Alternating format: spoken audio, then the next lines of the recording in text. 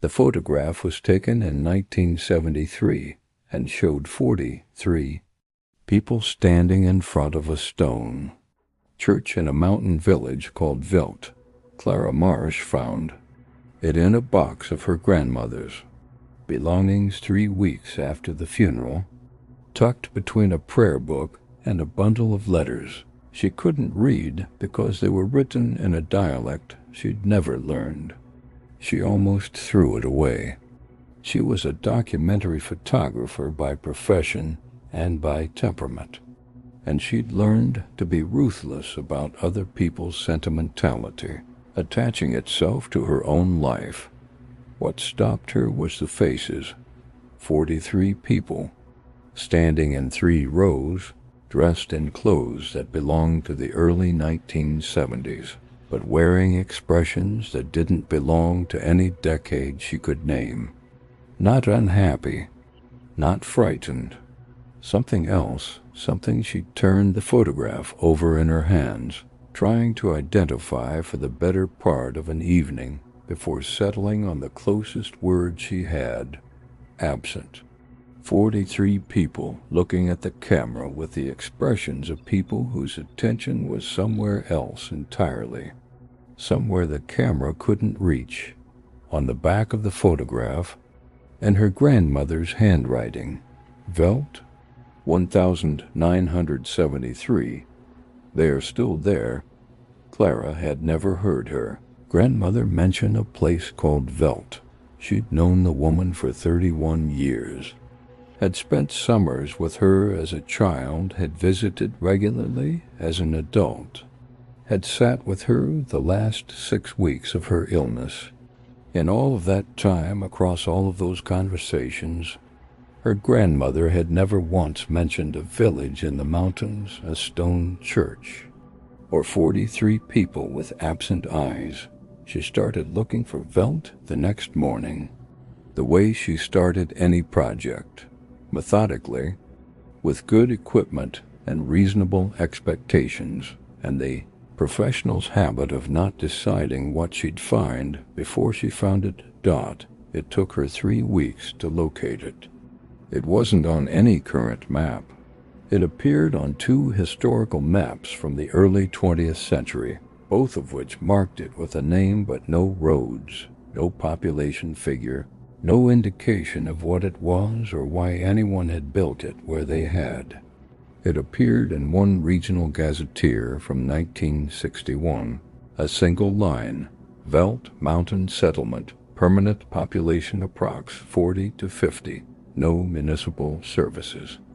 And it appeared in one other place, a footnote in an academic paper on isolated mountain communities, published in 1988, which noted that the author had attempted to visit Velt as part of their field work and had been unable to locate it despite accurate GPS coordinates, concluding that the settlement had likely been abandoned sometime in the previous decade.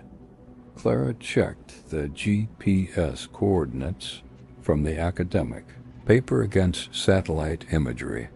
The coordinates pointed to a fold in the mountains dense with forest, no visible structures, no roads, no clearings. Nothing that suggested a village of 40 to 50 people had ever existed there. She went anyway. She was a documentary photographer. Going anyway was the job. She drove as far as the road allowed, which was not very far, and then she walked for 4 hours through mountain forest, following the GPS coordinates on her phone. And at the end of the 4 hours, she came out of the trees onto the edge of a meadow and saw VELD. It was smaller than the photograph had suggested.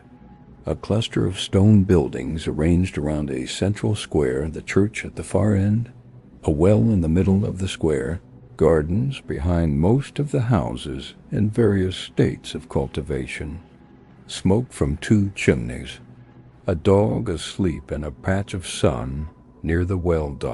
And people, not 43, but perhaps 30, going about the business of a village afternoon, with the unhurried efficiency of people who had been doing the same things in the same order for a very long time.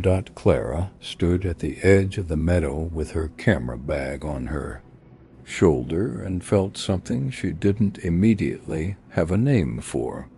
A wrongness that wasn't visible in any specific detail, but lived in the aggregate of details, in the way the scene as a whole added up to something that didn't quite equal what each individual part suggested.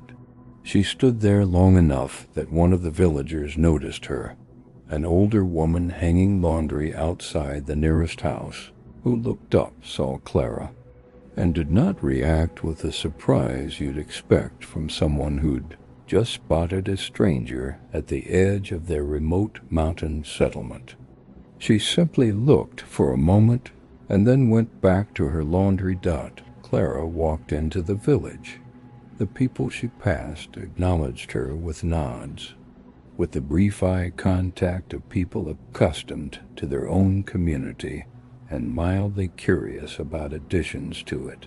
Nothing more alarming than that.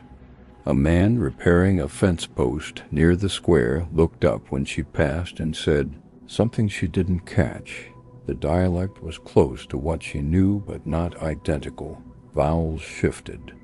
Consonants softened in ways that made familiar words unrecognizable.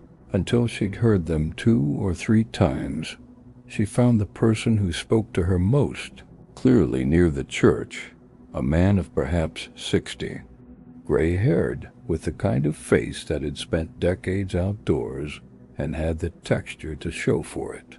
He was sitting on the church steps doing nothing in particular, which Clara found slightly odd in a village where everyone else seemed engaged in some task. And when she approached, he looked at her with an expression that was the first fully readable one she'd encountered since entering the village. He looked unsurprised to see her. Not in the mild way the others had been unsurprised. In a specific, particular way, the way you're unsurprised by something you've been expecting. "You have a photograph," he said. His accent was heavy, but his words were clear. Clara had the photograph in her jacket pocket. She hadn't mentioned it to anyone. She hadn't spoken to anyone in the village yet. "My grandmother," she said. "She was here in 1973. He nodded slowly. "Many people come because of the photograph." "What photograph?" He looked at her with an expression she would think about for a long time afterward. The expression of someone deciding how much to explain to a person who probably won't believe most of it anyway. "There is only one photograph," he said. "It has always found its way back." Clara stayed in Velt for 3 days. She told herself it was for the documentary work, and this was partly true. The village was extraordinary from a purely photographic perspective. The light fell differently there than she'd experienced anywhere else, a quality she couldn't attribute to altitude or latitude or any technical factor, a softness that made everything look slightly more real than real. Hyper-detailed in a way that her camera captured, but that she couldn't quite see directly with her eyes. She shot 4 times her normal volume of frames, and every one of them was technically perfect in ways she couldn't entirely account for. But the work wasn't the only reason she stayed. She stayed because of the things she'd noticed on the first afternoon and kept noticing on the second and third days. The accumulation of details that individually were explicable and collectively were not. The first thing she noticed was the children. There were 7 of them in Velt, ranging in apparent age from perhaps 4 to perhaps 12. They played in the square in the afternoons with the focused, self-directed energy of children who didn't have screens competing for their attention. Clara photographed them on the first afternoon, and on the second afternoon, and on the third, and it was only when she was reviewing her images on the third evening that she realized the children looked identical across all 3 days. Not similar, identical. The same scrape on the same knee of the same child, the same partially untied shoelace, the same arrangement of 4 of them around the well and 3 of them near the church steps, at the same time of afternoon, doing the same things in the same order. She told herself she was misremembering. She told herself children's play naturally repeats. She told herself the light was the same each afternoon because mountain weather was consistent. She was good at telling herself things, which is a useful skill in a profession that requires you to spend time in places that would otherwise be intolerable. The second thing she noticed was the meals. She ate with the family whose spare room she was using, a couple in their 50s and a teenage daughter, who said very little and watched Clara with the sustained, unblinking attention of someone memorizing her. The meals were good, simple, the kind of food that takes practice to make well. On the first evening they had bread and a thick vegetable soup and a piece of hard cheese. On the second evening they had bread and a thick vegetable soup and a piece of hard cheese. On the third evening Clara came to the table and saw bread and a thick vegetable soup and a piece of hard cheese, and she said carefully that it was the same meal again. And the woman of the house looked at her with an expression of gentle confusion and said, "It is what we have on this day." Clara looked at her for a long moment.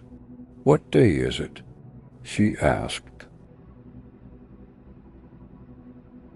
The woman told her it was the same day she had arrived. Clara went back to her room and checked her phone. Her phone disagreed with the woman. Her phone said 3 days had passed. Her phone's photographs were time-stamped across 3 days, each afternoon session clearly dated. The GPS on her phone showed her location as a coordinate in a mountain forest where satellite imagery showed no structures, which it had shown since she arrived, and which she had stopped thinking about because there were too many other things to think about. She started paying a different kind of attention after that. She noticed that the man with the gray hair sat on the church steps every afternoon at the same time, that the dog by the well slept in the same position in the same patch of sun regardless of where the sun actually was in the sky, that the smoke from the 2 chimneys rose in the same pattern each morning, the same slight curve eastward that she'd assumed was wind, but that she now observed happening in still air. She noticed that no one in Velt seemed to age. She had no photographs of the village from before her own arrival to compare, but she had the 1973 photograph with its 43 people, and she had spent enough time with faces professionally to trust her assessment of them.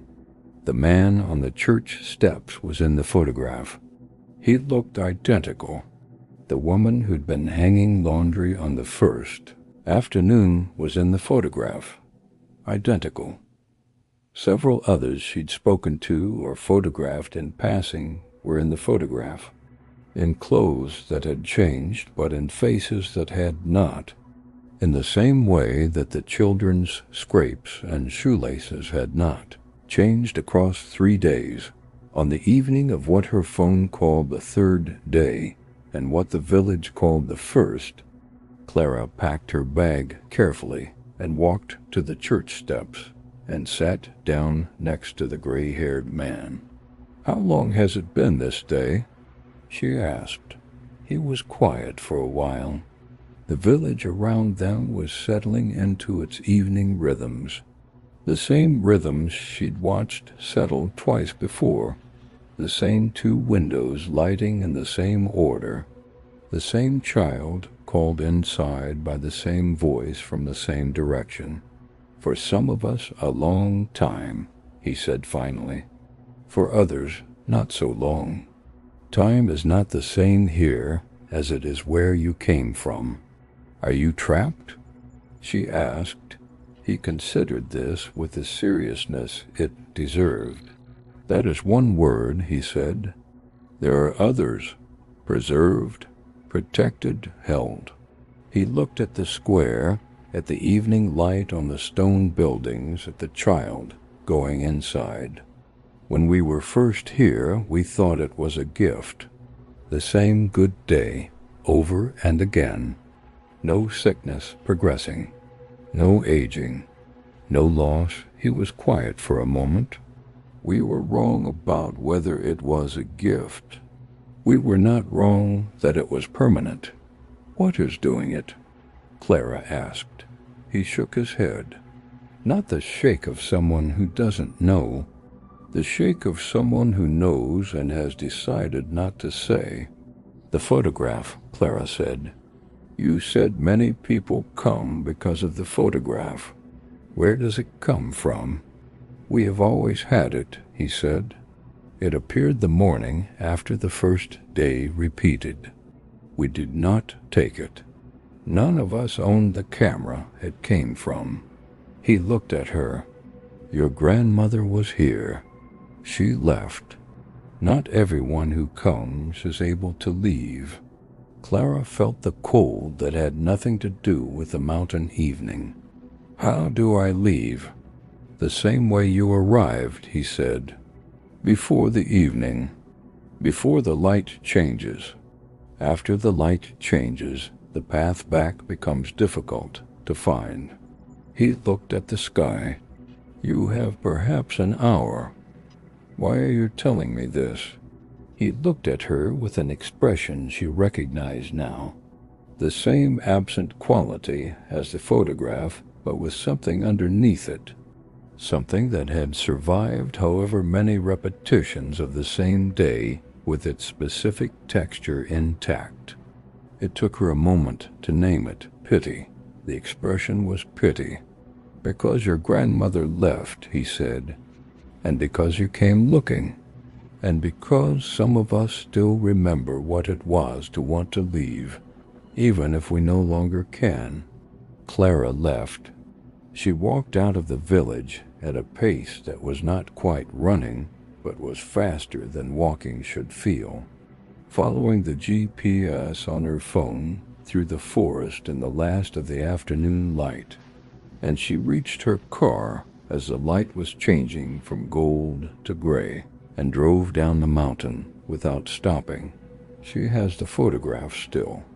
She looked for Veld on the satellite imagery when she got home and found the same dense forest, the same absence of any visible structure, the same coordinates pointing at nothing. She looked through all of her Veld photographs that night. 4 days' worth of images time-stamped across 3 days. They are technically perfect. The light quality is unlike anything she has produced before or since. That hyperreal softness, everything more itself than itself, dot in the photographs of the square. In the background of the afternoon images there is a man sitting on church steps. He is present in every image regardless of whether Clara was facing the church when she took the shot. He is always sitting in the same position. He is always looking at the camera, or at whatever Clara was pointing the camera at. With the same expression dot, she has shown the photographs to 3 colleagues whose technical opinions she trusts. None of them can explain the light quality. None of them have noticed the man on the steps until she pointed him out. And once she pointed him out, all 3 of them independently used the same word to describe his expression. Waiting. Clara's grandmother's letters are still unread.